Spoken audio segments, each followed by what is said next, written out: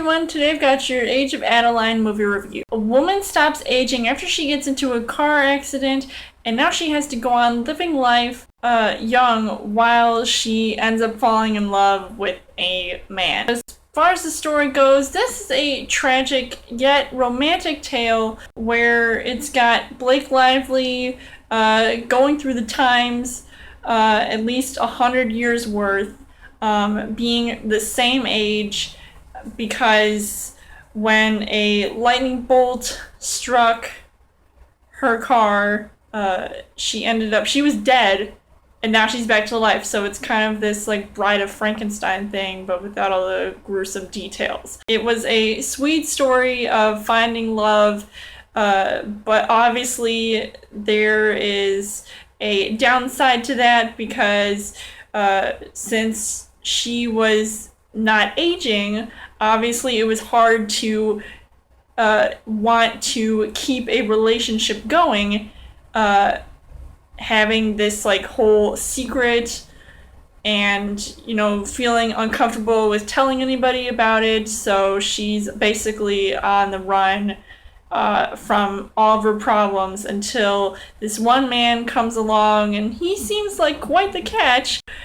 It's really interesting to see where this story ended up going, because it's kind of this interesting love story. I felt like the scenes that were playing out, it was really demonstrated beautifully. The first act sort of showed how she did end up getting married and she had a kid, but after she got in the car accident, she wanted to tell her daughter that, she was not going to be like around as much because she was on the run. Through the different decades, you kind of see all these different events that had unfolded and all these memories that she had, especially when she meets this one guy who looks like a really hot young Harrison Ford, which makes for good casting, especially since Harrison Ford is also in this movie, but older. He does seem like quite the hot young gentleman, sort of coming back from war type of guy, who she goes on a couple of dates with, and those seem like really good times. But why would she throw that all away because of one stupid thing that, she can't control as far as she knew? The whole aging process just, didn't happen with her, so she was always in her mid-20s, and I think she looked pretty great. Blake Lively, I really liked her character a lot in this movie. She talked like she was from a different time, which was obviously a given because she's been around for hundreds of years, and she still looks hot. Her hair always looks nice. Her wardrobe changes throughout the years. I thought it was fantastic to see that she can look good at any age, basically, no pun intended.